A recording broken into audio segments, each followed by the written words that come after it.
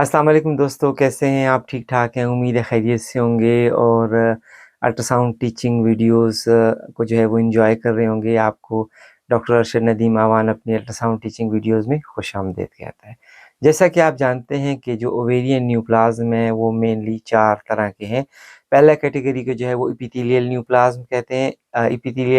Epithelial न्यूप्लाज़्म से related वो serous सिस्टोडिनोमा और म्यूसिनस सिस्टोडिनोमा, सिस्टोडिनोकार्सिनोमा, ये तमाम वीडियो जो है एक सेपरेट वीडियो जो है वो अपलोड हो गई है, जो कि बहुत कॉमन है और तकरीबन 75 टू 90% जो ओवेरियन ट्यूमर होते हैं वो एपिथेलियल ट्यूमर्स होते हैं, इसलिए आप वो ज़रूर देखिएगा।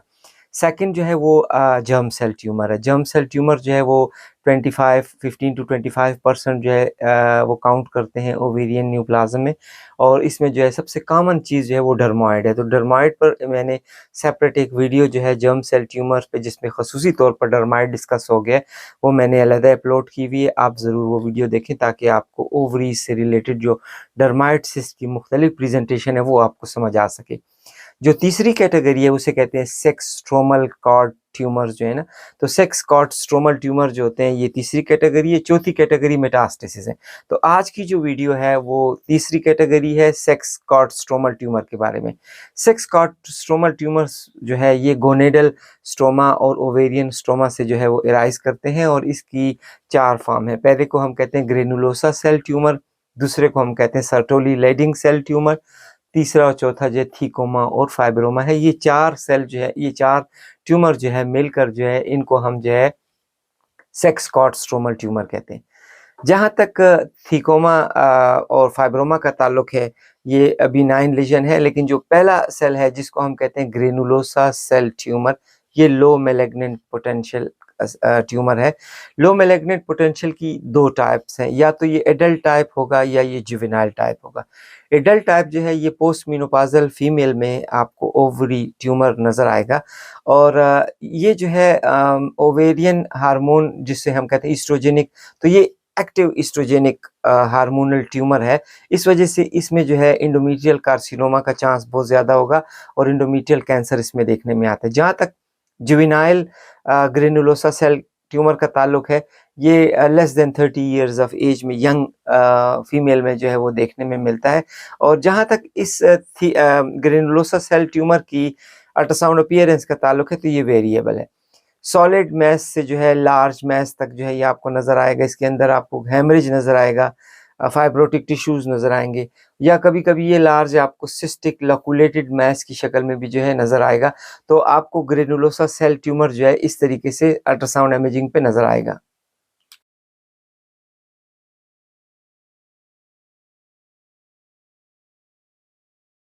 ये ट्रांस एब्डोमिनल इमेज है, और इस ट्रांस एब्डोमिनल इमेज पे ओवेरियन न्यूप्लाज़्म आपको दिखाया जा रहा है। ये ओवेरियन न्यूप्लाज़्म जो है ग्रेनुलोसा सेल ट्यूमर है। ग्रेनुलोसा सेल ट्यूमर जो है ये 2 टाइप के होते हैं, एडल्ट टाइप भी होता है और जुवेनाइल टाइप भी होता है।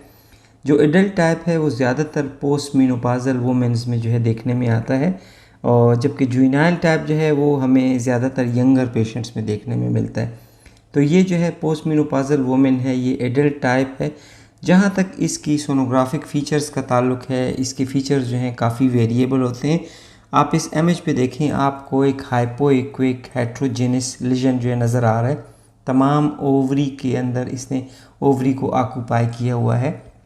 इसकी करेक्टरिस्टिक ये होती है कि आपको ओवरी इनलार्ज मिलेगी, और ओवरी के अंदर जो ओवेरियन स्ट्रोमा है वो काफ़ी चेंज मिलेगा, तो आप एकदम पहचान जाएंगे कि इसके अंदर कोई मैस लीजन है। कभी कभी जो है ये आपको जो है फाइब्रोटिक चेंजेस इसमें नज़र आएंगी। इस इमेज पे आप देखें तो आपको जो राइट साइड पर ओवरी नज़र आ रही है, इसमें आपको हेमरेजिक चेंजेस भी नज़र आ रही हैं। कभी कभी इसमें फाइब्रोटिक चेंजेस भी होंगी, और कभी कभी ये इतनी बड़ा या इनलार्ज होगा कि इसमें मल्टीलोकुलर सिस्टिक लीजन भी जो है वो मिल सकते हैं। तो ये ग्रेनुलोसा सेल ट्यूमर है।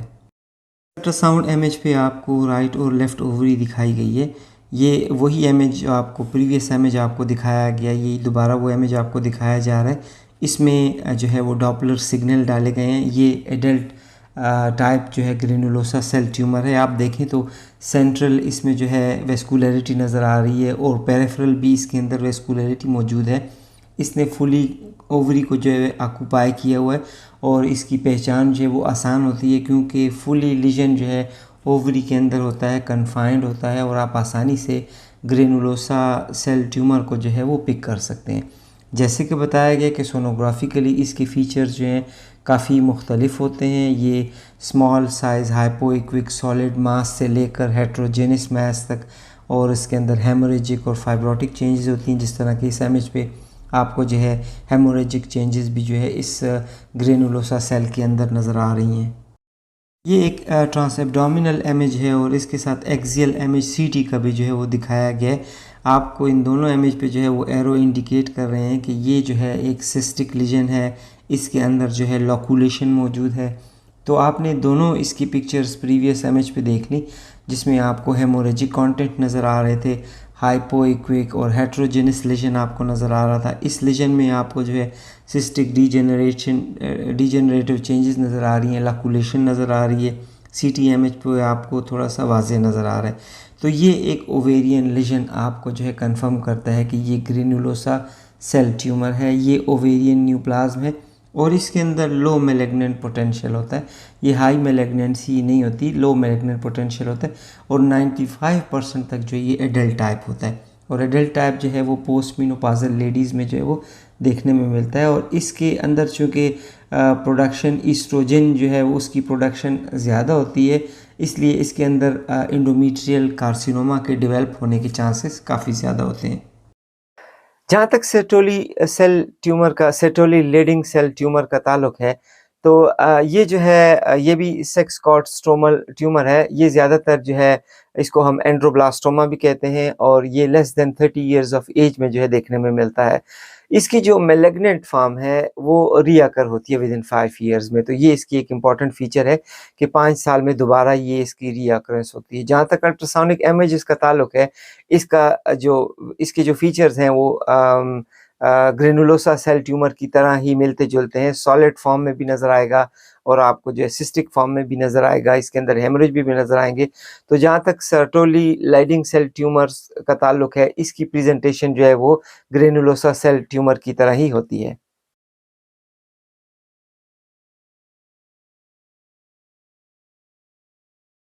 ये एक ट्रांस एब्डोमिनल स्कैन है और इस ट्रांस एब्डोमिनल स्कैन पे आपको जो है वो राइट और लेफ़्ट ओवरी जो है वो दिखाई गई है। आप इस ओवरीज़ के अंदर देखें तो आपको जो है हेट्रोजेनस मास नज़र आएगा। ये सर्टोली लीडिंग सेल ट्यूमर है, इसको एंड्रोब्लास्टोमा भी कहते हैं और सोनोग्राफिक फीचर जो है इसका ये ज़्यादातर सॉलिड और हाइपोइक्विक मास जो है वो नज़र आता है।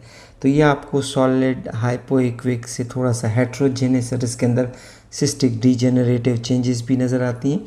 जहाँ तक classical Sertoli Leydig cell tumor का ताल्लुक है तो वो हाइपोइक्विक होता है, लेकिन चूँकि इसकी प्रेजेंटेशन ग्रेनुलोसा सेल ट्यूमर से काफ़ी मिलती जुलती हैं तो आपको इसमें भी वेरिएबल प्रेजेंटेशन मिलेंगी।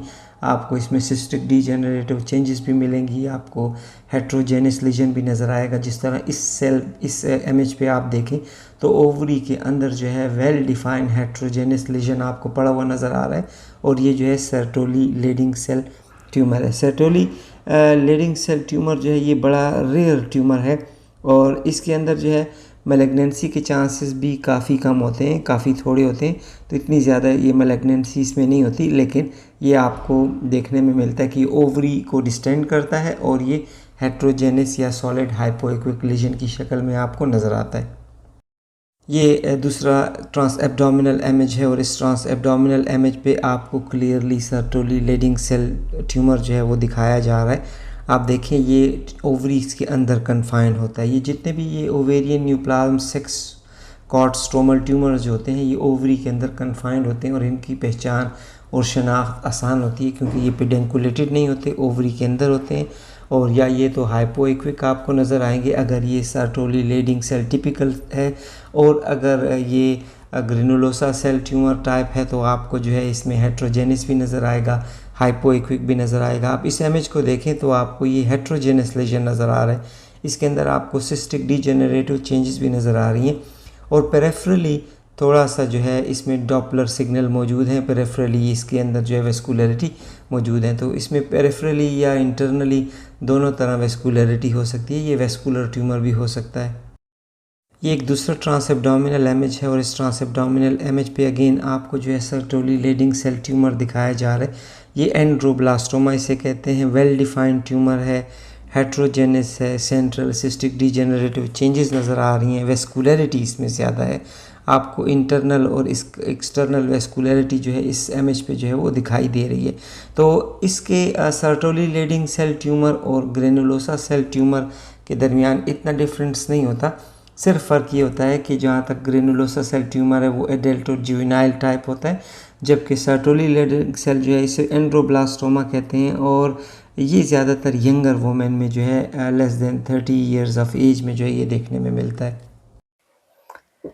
थीकोमा एंड फाइब्रोमा, जिस तरह सेक्स कॉर्ड स्ट्रोमल ट्यूमर की 4 किस्में मैंने आपको बताई, जिसमें ग्रेनुलोसा सेल ट्यूमर है, सर्टोली लेडिंग सेल ट्यूमर है, थीकोमा और फाइब्रोमा है। थीकोमा और फाइब्रोमा जो है हिस्टोलॉजिकली जो है इसलिए डिफरेंस है कि अगर इसके अंदर थीकल कंपोनेंट्स हो तो ये थीकोमा होगा और अगर फाइब्रस कंपोनेंट हो तो ये फाइब्रोमा होगा। ये बिनाइन लीजन्स होते हैं। जहाँ तक फाइब्रोमा का ताल्लुक है तो फाइब्रोमा जो है ये एसिम्प्टोमेटिक होता है, अगर बावजूद इसके कि ये 5 सेंटीमीटर तक बड़ा भी हो जाए तब भी ये जो है इसकी प्रेजेंटेशन एसिम्प्टोमेटिक होती है। कभी-कभी इसमें जो है एसाइटिस मिलती है। लेकिन फाइब्रोमा में अगर एसाइटिस और प्लूरल एफ्यूजन दोनों हो तो फिर इसको हम मीक सिंड्रोम का नाम जो है देते हैं। सोनोग्राफिकली थीकोमा और फाइब्रोमा में डिफरेंस करना जो है वो मुश्किल है।